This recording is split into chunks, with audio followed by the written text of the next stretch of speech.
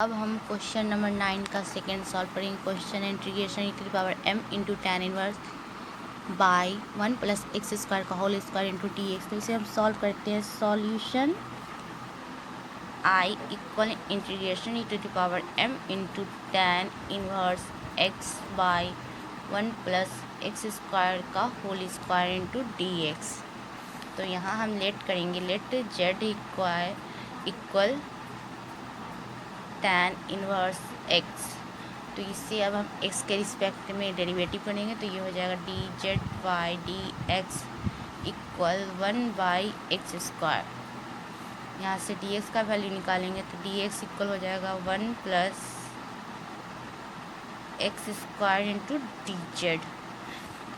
And according to question, इसे हम question में पुट करेंगे तो ये हो जाएगा I equal integration e to the power m into tan inverse equal के इक्वल हमने z माना है तो यहाँ z पुट कर देंगे बाई 1 प्लस एक्स स्क्वायर का whole square and d x equal हमने निकाला है 1 plus x square into d z.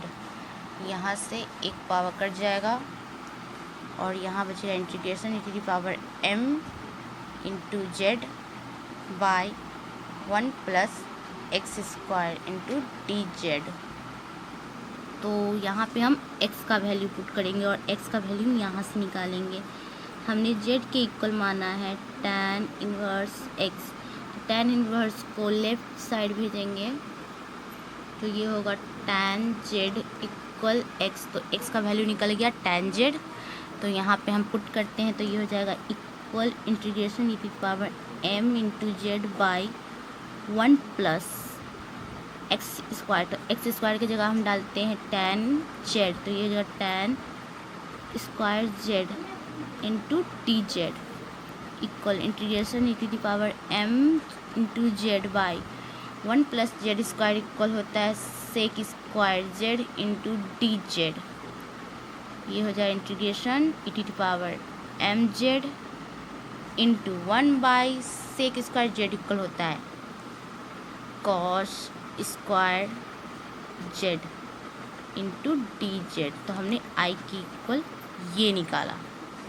ये कॉस स्क्वायर की जगह हम एक फार्मूला पुट करेंगे क्योंकि हम जानते हैं कि फार्मूला होता है क्या, कॉस स्क्वायर एक्स इक्वल होता है 1 प्लस कॉस 2x बाई 2। तो हम x की जगह z डाल के ये फार्मूला लिखते हैं तो ये हो जाएगा आई के equal integration e to the power m z into bracket 1 plus cos 2z by 2 bracket close into d Z. अब हम आगे बनाएंगे। अब हम इसे ई to the power m Z से इंटू करेंगे तो ये हमारा हो जाएगा equal integration e to the power m z by 2 plus E to the power m z into cos 2z by 2 bracket into d Z. अब हम दोनों का इंटीग्रेशन अलग अलग करते हैं तो ये हो जाएगा इक्वल, यहाँ से 1/2 यहाँ से 1/2 कांस्टेंट है तो ये बाहर निकल जाएगा and two e to the power m z into d z plus यहाँ से भी 1/2 कांस्टेंट है तो ये बाहर निकल जाएगा integration e to the power m z into cos 2z into d z. तो ये हमारा आई के इक्वल निकला है।